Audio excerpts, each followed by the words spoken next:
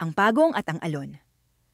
Isang tahimik na umaga, sa tabing dagat, masayang naglalakad si Pong, ang maliit na pagong.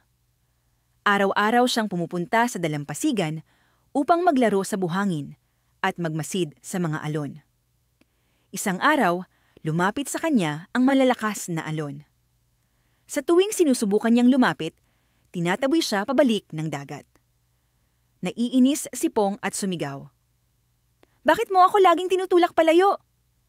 Gusto ko lang maglaro!" Tumawa ang alon at sumagot, "Hindi ko naman sinasadya, kaibigan.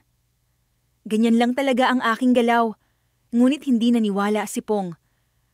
Araw-araw niyang sinubukang labanan ng alon. Umaasa siyang matatalo niya ito. Minsan, sa sobrang pagod, nadulas si Pong at muntik ng matangay sa gitna ng dagat. Mabuti na lamang at mabilis siyang nakabalik sa buhangin. Doon siya napaupo, hingal na hingal. Lumapit muli ang alon, ngayon ay banayad na. "Hindi kita kaaway, Pong," wika nito. "Hindi mo kailangang labanan ang mga bagay na di mo kayang kontrolin.